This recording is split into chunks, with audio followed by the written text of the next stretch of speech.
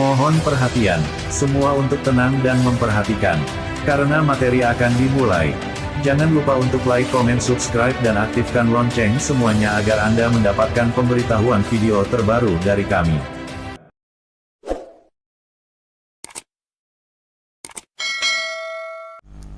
Assalamualaikum warahmatullahi wabarakatuh. Apa kabar anak-anakku sekalian? Mudah-mudahan kalian senantiasa sehat selalu. Dan jangan lupa tetap patuhi protokol kesehatan dan berdoa dalam setiap mengawali sesuatu. Sebelum kita memulai materi pada kesempatan hari ini, marilah kita buka pembelajaran pada hari ini dengan bacaan basmalah. Bismillahirrahmanirrahim. Baik anakku sekalian, pada materi sebelumnya kita sudah membahas tentang masuknya Islam ke Indonesia gelombang pertama. Dan kali ini kita akan bahas gelombang yang kedua, yaitu terjadi pada abad ke-10 Masehi sampai abad ke-13 Masehi. Dan pada abad ini Islam masuk ke Indonesia secara besar-besaran. Mubalik yang datang bukan saja orang Arab, tapi juga orang Persia dan Gujarat.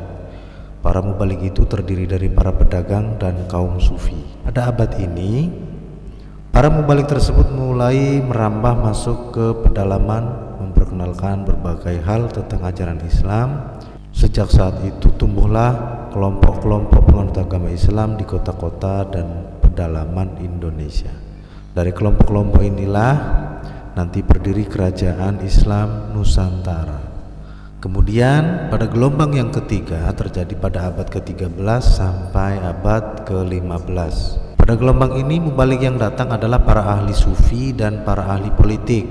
Mereka masuk ke Indonesia setelah kerajaan Islam Daulah Abbasiyah dihancurkan oleh tentara Tartar. Dengan kedatangan para mubalik ini, Islam di Indonesia mempunyai wawasan politik dan sufi. Oleh karena itu, di Indonesia berdirilah kerajaan Islam dan aliran-aliran sufi, yakni Naksabandiyah, Qadariyah, Satoriyah, dan sebagainya. Kemudian kerajaan-kerajaan Islam di Indonesia yang pernah berdiri di Nusantara, diantaranya yang pertama, Kerajaan Samudra Pasai. Kerajaan ini berada di dalam wilayah Kabupaten Aceh Utara, tepatnya di muara Sungai Pesangan. Letaknya sangat strategis, yakni berada di jalur lalu lintas pelayaran dan perdagangan dunia, dan menjadi penghubung antara pusat-pusat perdagangan kepulauan Indonesia dengan Gujarat, India, dan Cina. Tanahnya subur dan makmur, kaya akan rempah-rempah yang dibutuhkan oleh orang-orang di daratan Eropa dan Arab. Kerajaan ini juga mempunyai mata uang sendiri, yaitu terdiri dari 3 macam: emas, perak, dan timah. Kerajaan Samudra Pasai didirikan oleh Malik As-Saleh. Dalam melaksanakan pemerintahannya, Sultan Malik As-Saleh menjadikan agama Islam sebagai agama resmi kerajaan dan mazhab Imam Syafi'i menjadi panutannya. Meskipun demikian, dia sangat menaruh hormat terhadap agama lain seperti Hindu dan Buddha, serta sangat memberi kebebasan kaum muslimin yang bermadhab selain Imam Syafi'i. Pengganti Sultan Malik As-Saleh adalah putranya yang bernama Sultan Muhammad Malik At-Tahir. Dia seorang raja yang arif dan bijaksana, seorang alim dan fuqaha pengikut madhab Imam Syafi'i, fasih dan menguasai bahasa Arab. Hidupnya sederhana, tidak pernah berfoya-foya. Setiap acara resmi kerajaan, dia lebih sering berpakaian sebagai fuqaha daripada memakai pakaian kebesarannya dari sutra dan katun. Dan dia juga lebih sering berjalan kaki daripada naik kereta ketika pergi ke masjid atau sholat Jumat dan sholat berjamaah. Kerajaan Samudra Pasai mengalami kemunduran karena terjadi perpecahan dalam internal kerajaan. Perpecahan ini yang menjadi kegiatan perekonomian menjadi beralih ke kerajaan Malaka. Para pedagang mulai berpindah ke kerajaan Malaka. Kemudian pada tahun 1521, kerajaan Samudra Pasai dikuasai oleh Portugis selama 3 tahun. Kemudian pada tahun 1524 dikuasai oleh Ali Mughayat Shah dari Aceh. Selanjutnya kerajaan Samudra Pasai di bawah kekuasaan Aceh Darussalam. Dan kerajaan yang kedua adalah kerajaan Perlak. Kerajaan ini merupakan kerajaan Islam yang terletak di Sumatera bagian utara. Kerajaan ini berdiri hampir bersamaan dengan berdirinya kerajaan Samudra Pasai.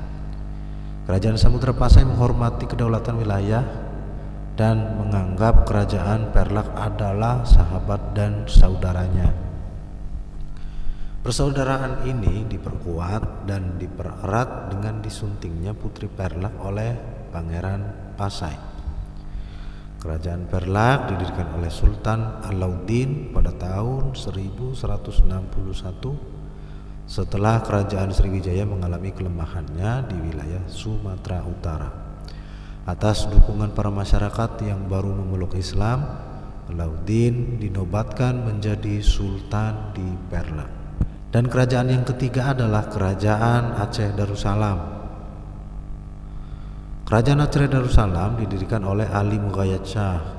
Kerajaan ini merupakan penyatuan dari dua kerajaan, yaitu kerajaan Mahkota Alam dan kerajaan Darul Kamal.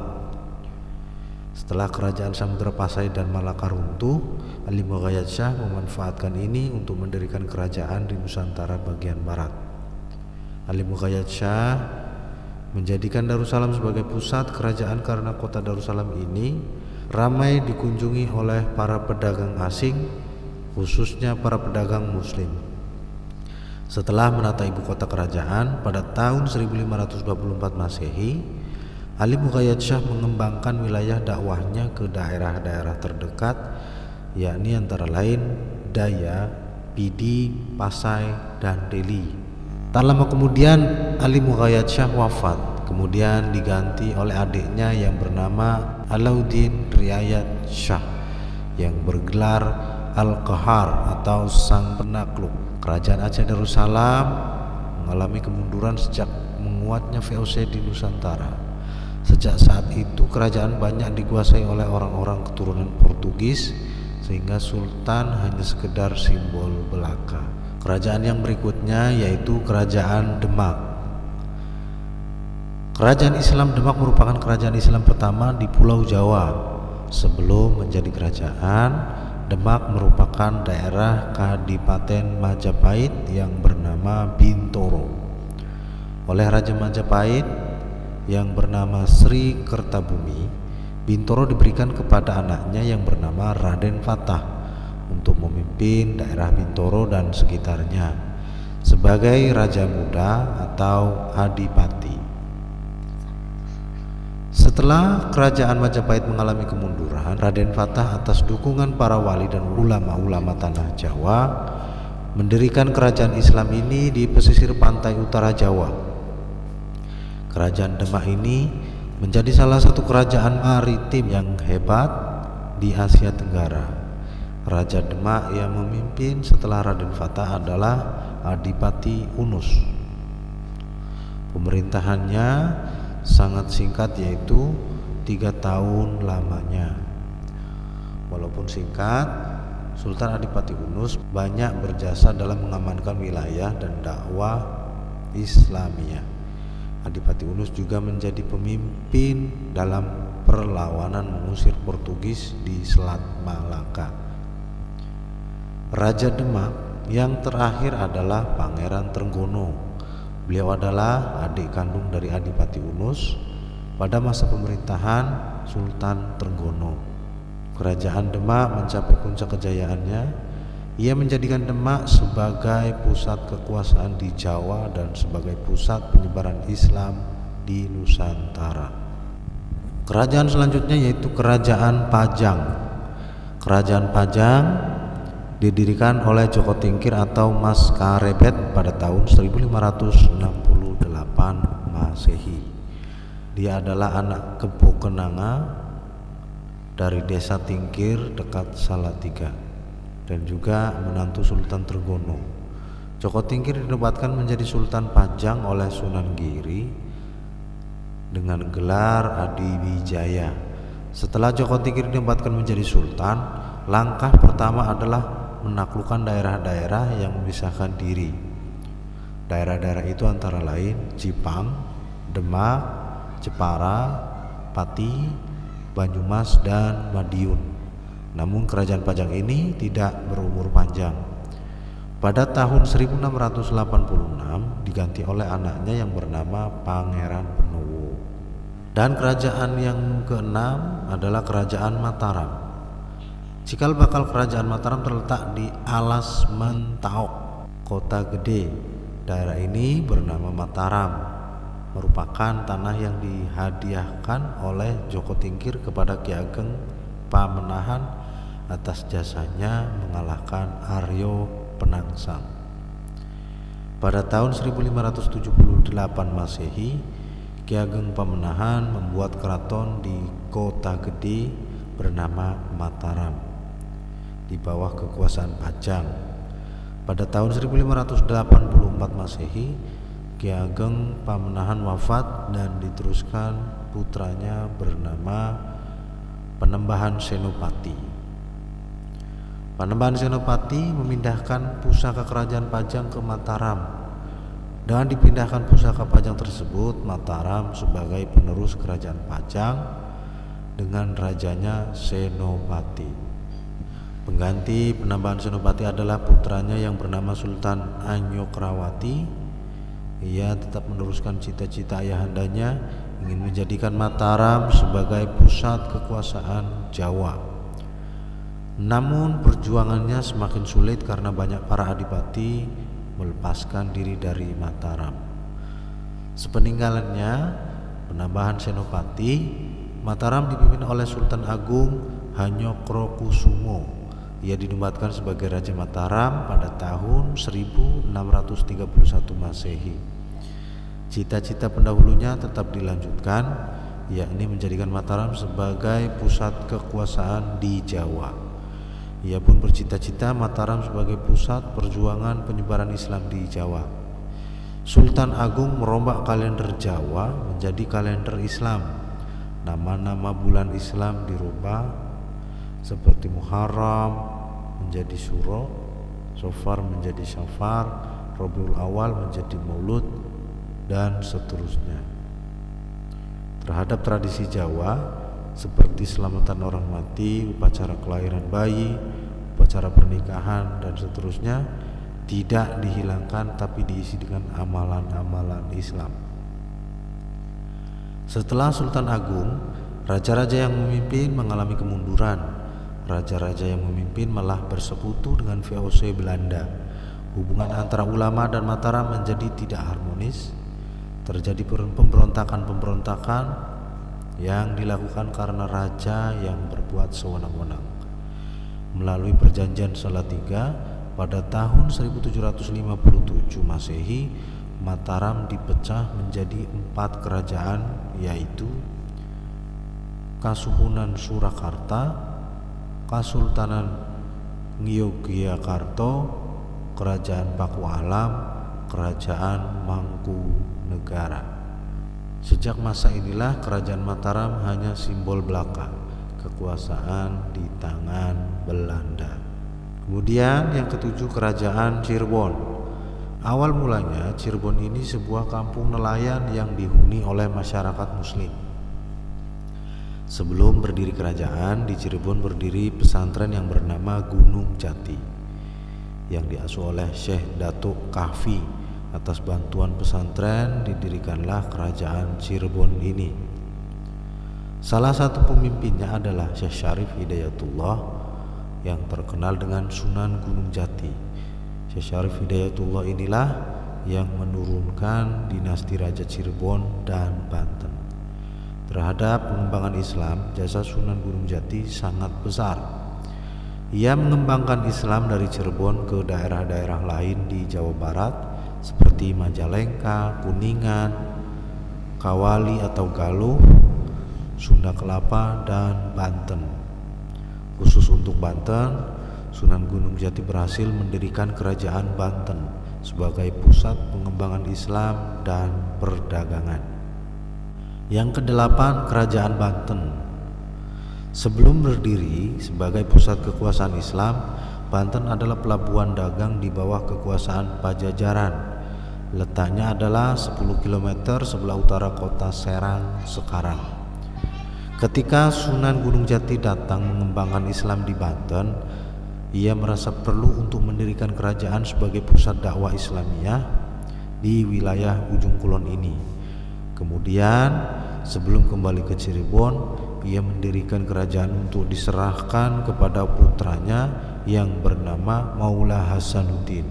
Setelah Maula Hasanuddin wafat, diganti oleh anaknya yang bernama Maulana Yusuf. Setelah dinobatkan menjadi sultan, ia berusaha memperluas wilayah Banten sekaligus menyebarkan ajaran Islam. Salah satu raja kerajaan Banten yang terkenal adalah Sultan Agung Tirtayasa. Kebijaksanaan pemerintahannya terhadap VOC Belanda sangat keras, tidak mau bekerja sama dengan VOC dan menolak menerapkan kebijaksanaan monopoli. Yang kesembilan adalah Kerajaan Kesultanan Banjarmasin. Sebelum berdiri kekuasaan Islam di Kalimantan terdapat kerajaan Hindu, yakni Negara Dipa. Perpecahan yang terjadi di keraton menyebabkan berdirinya kerajaan baru, yaitu Daha. Kerajaan Daha inilah yang menentang kekuasaan Negara Dipa. Atas bantuan Demak, Negara Dipa dapat dikalahkan oleh Daha. Ketika itu Daha dipimpin oleh Raden Samudra. Sesuai janjinya dengan Demak, Raden Samudra masuk Islam, kemudian ia dinobatkan menjadi raja di Banjarmasin dengan gelar Maharaja Suryanula yang biasa disebut Suryan Shah. Sepeninggalnya Suryan Shah, Kesultanan Banjarmasin dipegang oleh putranya yang bergelar Sultan Rahmatullah. Pada masa Sultan Rahmatullah ini, pusat kekuasaan Jawa sudah berpindah ke Pajang. Demikian materi pada kesempatan hari ini, dan jangan lupa untuk dicatat, dirangkum, dan kemudian dipelajari di rumah. Sebelum kita akhiri, marilah kita bersama-sama membaca hamdalah. Alhamdulillahirrabbilalamin.